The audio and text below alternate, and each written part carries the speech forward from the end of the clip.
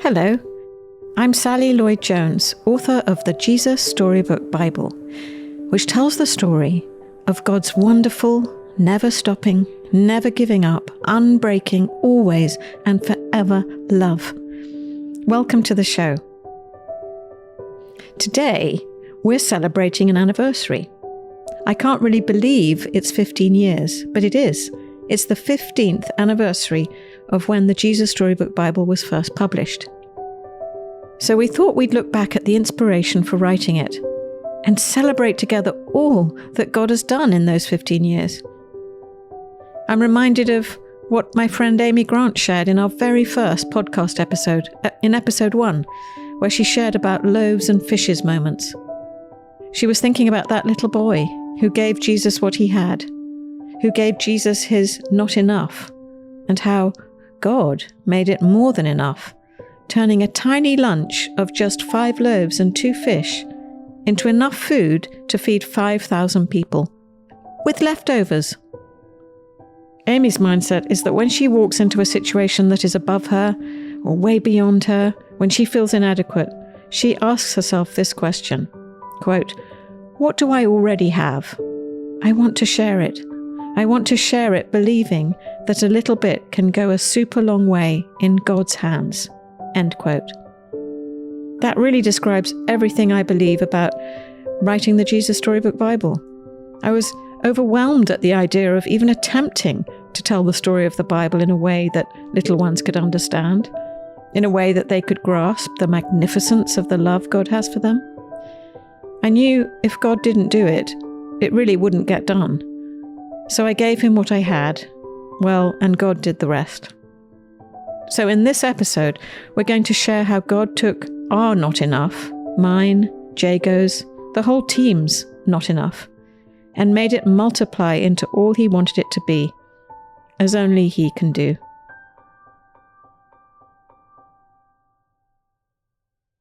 A few years ago, I visited a Sunday school, and I read the story of Daniel from the Jesus Storybook Bible. It's called Daniel and the Scary Sleepover.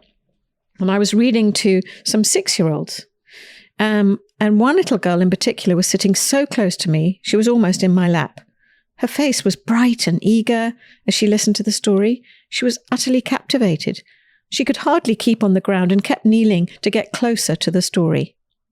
At the end of the story, there were no other teachers around, and I panicked because I'm very good at getting children excited, but I'm not so good at getting them to calm down. So anyway, I panicked and went into automatic pilot, and I heard myself, to my horror, asking, "And so, children, what can we learn from Daniel about how God wants us to behave?" And as I said those words, it was as if I'd literally laid a huge load on that little girl, like I'd put a burden on her shoulders, like I'd broken some kind of spell. She crumpled right in front of me, physically slumping and bowing her head. I won't ever forget it, because it's a picture of what happens to a child when we turn a story into a moral lesson. When we drill everything down into a moral lesson, when we don't let God's wonderful, never-stopping, never giving up, unbreaking, always and forever love take center stage, then we make the story all about the child and what the child should or shouldn't be doing.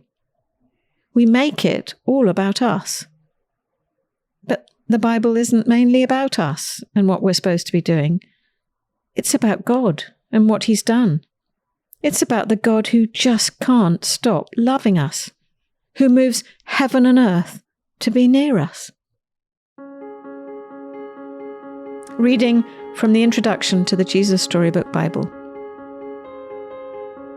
The Bible isn't a book of rules or a book of heroes.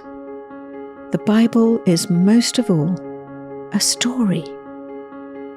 It's an adventure story about a young hero who comes from a far country to win back his lost treasure. It's a love story about a brave prince who leaves his palace, his throne, everything to rescue the one he loves. It's like the most wonderful of fairy tales that has come true in real life. You see, the best thing about this story is it's true. There are lots of stories in the Bible, but all the stories are telling one big story. The story of how God loves his children and comes to rescue them. It takes the whole Bible to tell this story, and at the center of the story, there's a baby. Every story in the Bible whispers his name. He's like the missing piece in a puzzle, the piece that makes all the other pieces fit together, and suddenly you can see a beautiful picture.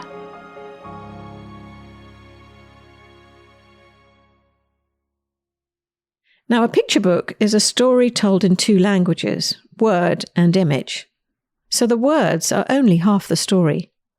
I'm so grateful to Jago for the other half of the story. I'm grateful for his beautiful illustrations, which engage the tiniest humans as well as the oldest ones.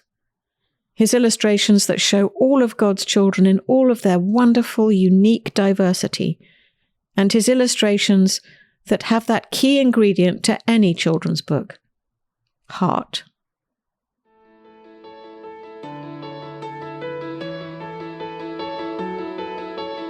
Sally's really nice to work with as an author because she's got very clear ideas, but she's also very aware that producing the illustrations isn't her job. So she gives you lots to work with, which is fantastic, but she then steps back and lets you get on with it. So it's a really nice combination that she's got very clear ideas of what she wants and how she thinks things should look, but then she hands it over to you and lets you do your part of the work. Sometimes I think you can work with people who have a very strong idea and they don't really want to let you do any of it, and that's really difficult. And it's equally difficult if you're working with somebody who doesn't have any idea of what they want, because then you're kind of guessing almost, trying different things out in the hope that maybe this thing will be the right thing. But with Sally it's great because she's got a very clear idea, but then she lets you do your job. Previous books, I haven't had much contact with the author. They often sort of hand the book over to the publisher, and that's really the last they have to do with it. But with Jesus Storybook Bible, Sally was very involved. She gave me feedback on every illustration as it was being produced and had really good sort of strong ideas, so she had a definite kind of response for everything. There were 180 illustrations, I think. And the whole process from when I received the first information from the designer to when the completed book was delivered took me more than 12 months. And that was 12 months of pretty solid work. I think the style was simply the way I was working at the time, really. So I developed a technique whereby I was drawing in pencil, scanning the pencil drawings into the computer, printing them out again very faintly as a kind of guide, and then drawing the illustrations in ink. Those ink illustrations would then be scanned back into the computer, where I would add the colour and the textures. From working on that Bible, it kind of showed me what I was capable of, in the sense that when I started working on that, I was relatively new as an illustrator. I'd worked on a few books, but they'd been relatively small projects. And when I was offered the chance of working on it, I did kind of wonder, can I actually do this? This is such a huge amount of work. And I think the fact that I did it and it was successful kind of really sort of showed me that yes, I could do a project like that. I can complete 180 illustrations whilst moving house and having a child. And if I can do that, then I can do anything.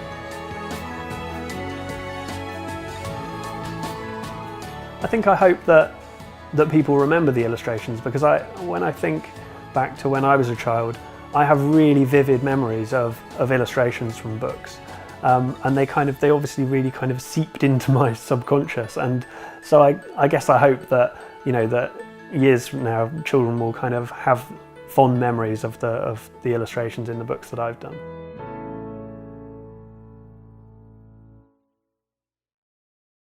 So children's books are written for the ear. They're written to be read aloud. As I wrote the Jesus Storybook Bible, I would read each chapter aloud myself, and immediately I could hear what wasn't working and where it needed to be changed. Then I got a friend to read it aloud to me, and then I heard even more places that needed to be changed. So reading aloud is a huge part of the storytelling. But I learned most about reading to children from Sir David Suchet. I was fortunate enough to be at the recording studio in London. Well, let's be honest, I made sure I was in London at the recording studio when Sir David Suchet, one of my favourite actors, read 3 of my books for audio. I had to pinch myself. How did that come to be? He read the Jesus Storybook Bible and Song of the Stars and Thoughts to Make Your Heart Sing for audio. And yes, just in case this is news to you, the whole of the Jesus Storybook Bible is on audio, read by David himself. It's masterful. In fact, some children are so impressed with his voice that they actually think it's God's voice. So there's that. Anyway, we were all together at the recording studio in London, and at one point, the producer asked David to try a line with a different emphasis. "Can you go up at the end of that sentence, David?" the producer asked.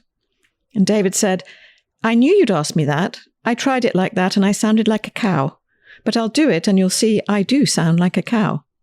And sure enough, he tried it again, and well, he sort of did sound like a cow. After our laughing died down, David said something I've never forgotten. He said, "You see, I have to make it go down there to earn the pause I need for the next bit." David had worked out every pause, every tiny nuance of that entire text. He read it so naturally, we'd been lulled into thinking, he just read like that. But of course not. He's a master. He makes the difficult sound easy. But it also challenged me, because if even a master like him has to spend that amount of time preparing, why would I think I can just stand up in front of children and read a book I've never read before? We need to rehearse, even if they're only children. Well, especially if they're only children. We need to know the story. Where are the pauses going to be? We need to choreograph where we'll make eye contact with the children. We have to connect, or we won't hold their attention. We can't expect any book to do all of our storytelling work for us. We must work hard to tell the story, to perform it. We can't just read it with our noses in the book. A story has to be seen to be heard. A story is as good as our performance of it. And I never learnt that more than with David, and what a performance David gave. So, without further ado, it's my great honour to introduce you to my dear friend, and now yours, Sir David Suchet.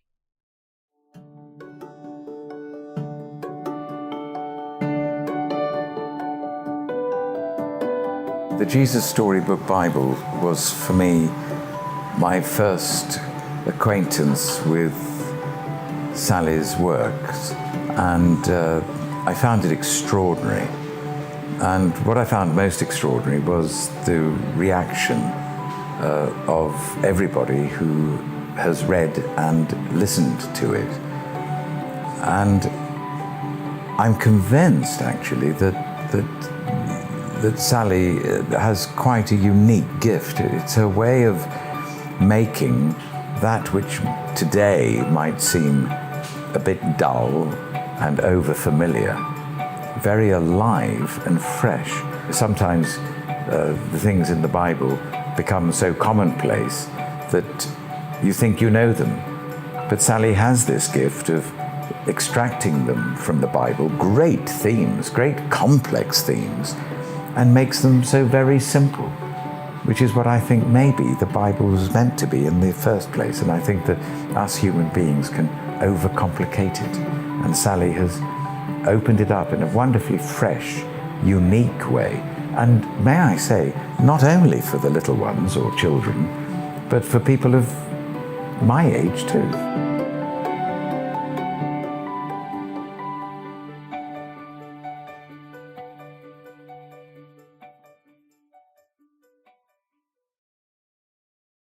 To write a children's book that somehow, all of a sudden, found its way into the hands of professors and prison ministers and singer-songwriters and university students. It found its way into nursing homes, onto NICU wards, and into over 65 languages. Well, it's been amazing. And then we began to hear these stories from all over the world, beautiful stories of lives transformed by God's love. To hear the magnificent ways God's love transcends boundaries, breaks down walls, makes a way where there is no way, changes lives. It's been so incredibly moving. And we couldn't keep those stories to ourselves any longer, and we had to share them with you.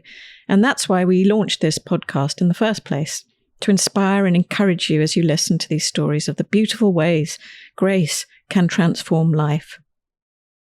And today, in celebration of the 15th anniversary, we wanted to share with you just one of these incredible stories.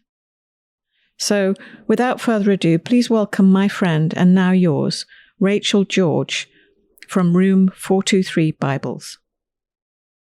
Hi, I'm Rachel George. I live in Danville, Illinois, with my husband and 3 of my kids. And Room 423 Bibles is what I'll be sharing about today. And it's a ministry of our church that we started, and it's to provide Jesus Storybook Bibles to families and children in hospitals and families in crisis situations. So the way Room 423 Bibles started was actually when our friends Jeff and Tiffany found themselves in a hospital. It was about 2 hours away from Children's Hospital. And we were trying to think through what we could even do, what we could bring to our dear friends. They were our neighbors and also friends from church. We'd been reading the Jesus Storybook Bible with Teo and some of the other children in our church while we had done some lessons with them. And we found that they loved it. We loved it because it was very childlike, but not childish. We loved the stories of it. And so while we were rushing over to kind of be with them, to pray with them, we thought we just need to grab something. So we just grabbed the copy off of our shelf. I remember she texted me later that they were able to read several stories from the Bible over Teo. And a few weeks later, he passed away. He went to be with Jesus, and they just sang worship songs over him. And even though it was a really, really painful place, they experienced the presence of Jesus in that room. So that room number was 423. About 3 years later, our son Clive was born, and he had a heart condition. And we were in the neonatal ICU with him for a few weeks, and in the same children's hospital.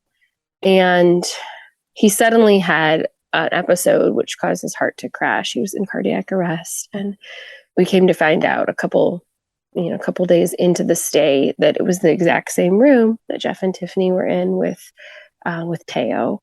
And we didn't know. Every night was just kind of praying him through the night. And there wasn't much we could do, but we did. We just held his hands and rubbed his head and read over him. We read almost the whole Jesus Storybook Bible in entirety. We prayed and hoped and just desired so badly for Clive to come home with us. And he didn't. In that same room, I held him as he went to be with Jesus.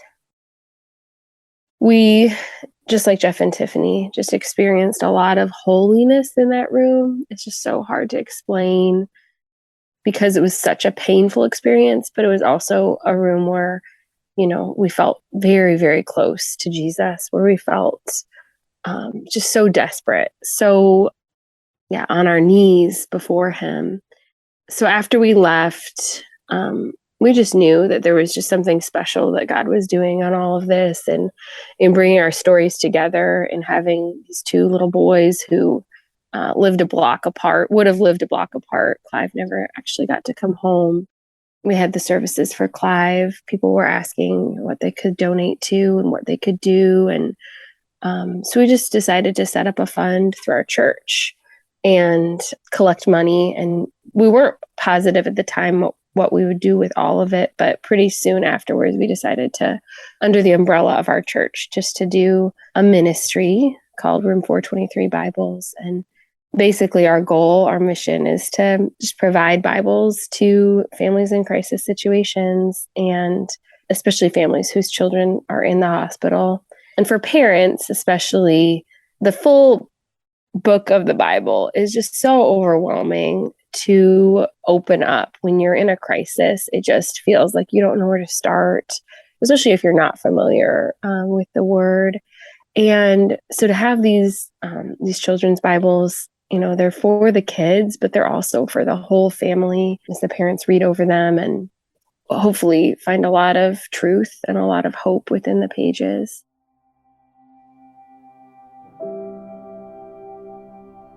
And one day, when he comes back to rule forever, the mountains and trees will dance and sing for joy. The earth will shout out loud. His fame will fill the whole earth as the waters cover the sea. Everything sad will come untrue. Even death is going to die, and he will wipe away every tear from every eye. Yes, the rescuer will come. Look for him. Watch for him. Wait for him. He will come, I promise. And the king says, look, God and his children are together again. No more running away or hiding. No more crying or being lonely or afraid. No more being sick or dying. Because all these things are gone. Yes, they're gone forever. Everything sad has come untrue. And see, I have wiped every tear from every eye. Then a deep, beautiful voice that sounded like thunder in the sky says, look, I am making everything new. I think it can be really easy to get into the busy rhythms of life, checking things off lists, getting things done. And then there's these moments that just come so unexpectedly that flip our worlds upside down. This passage it brings me a lot of hope when the world feels so broken. Actually, just this past week, my husband's brother died really unexpectedly and left behind 6 kids and a wife. And, it's just one of those times when suddenly reminded that I don't know where I would be without the hope of Jesus. And even just this week, I was reading this passage, and it's just those truths, these simple truths of Jesus, of God making everything new again. It's just what we have to cling to. And it's easy to forget them when we go about our day-to-day lives, but I think that having them deep-seated in our heart, because the wind is going to get knocked out of us. There are going to be these times that the world gets flipped upside down, and just being able to turn to that rather than turn to despair or bitterness, and just remembering that he is going to make everything new, and the rescuer is coming, and we have hope in that.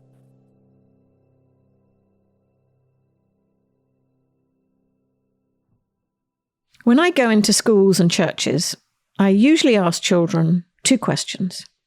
First of all, I ask them, how many people here sometimes think you have to be good for God to love you? They tentatively raise their hands, and I raise my hand along with them. Then I ask them, and how many people here sometimes think if you stop being good, God will stop loving you?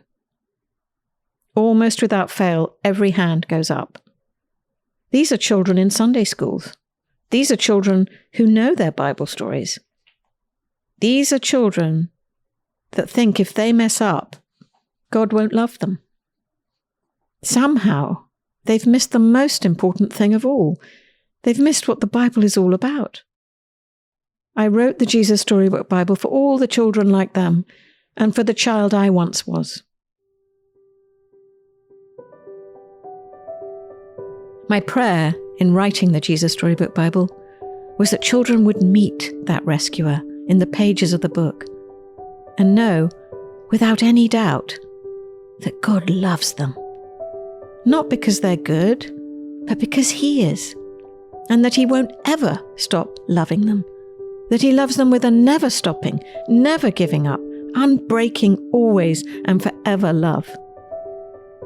To see the ways in which the book has travelled out into the world, into so many hands, small ones and big ones, into so many languages all over the globe.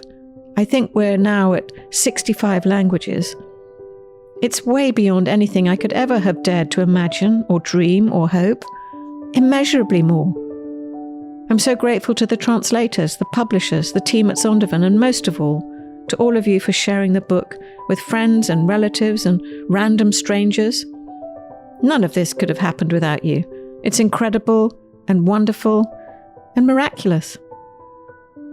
But most of all, I have no doubt whatsoever about who the author of the book's success is, and I give him all the glory.